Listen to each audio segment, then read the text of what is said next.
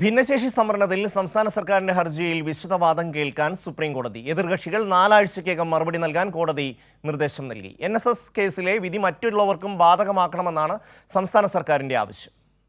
Aided സ്കൂളുകളുടെ ഭിന്നശേഷി സംവരണ കേസുകളിൽ നിലവിൽ താൽക്കാലിക തസ്തികകളിൽ തുടരുന്ന അധ്യാപകരെ സ്ഥിരപ്പെടുത്താൻ സർക്കാർ സമർപ്പിച്ച അപേക്ഷ ഉദ്യോഗാർത്ഥികളുടെ എതിർപ്പ് മൂലമാണ് ഇന്ന് പരിഗണിക്കാൻ കഴിയാതിരുന്നത്. NSS കോളേജ് വിധിയിൽ സമാന രീതിയിലുള്ള അധ്യാപകരെ സ്ഥിരപ്പെടുത്താൻ സുപ്രീം കോടതി നിർദ്ദേശിച്ചിരുന്നു. അതേ വിധി മറ്റ് സമാനമായ അധ്യാപകർക്കും ബാധകമാക്കണമെന്ന അപേക്ഷയാണ് ഉദ്യോഗാർത്ഥികളുടെ വിയോജിപ്പ് കാരണം പരിഗണിക്കാതിരുന്നത്. NSS കേസിൽ ഭിന്നശേഷി തസ്തികകളിലേക്കുള്ള ഒഴിവുകൾ ഒഴിച്ച് മറ്റുള്ള തസ്തികകളിൽ തുടരുന്ന അധ്യാപകരെ സ്ഥിരപ്പെടുത്താൻ സുപ്രീം കോടതി നിർദ്ദേശിച്ചിരുന്നു.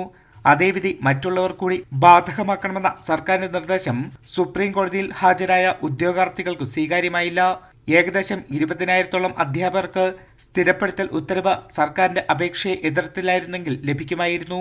അതേസമയം സംസ്ഥാനത്തിന്റെ ഹർജിയിൽ വിശദമായ വാദം കേൾക്കാൻ തീരുമാനിച്ച സുപ്രീം കോടതി 4 ആഴ്ചയ്ക്കകം എതിർകക്ഷികൾ മറുപടി നൽകണമെന്നും നിർദ്ദേശിച്ചു. കൈരളി ന്യൂസ്, ദില്ലി.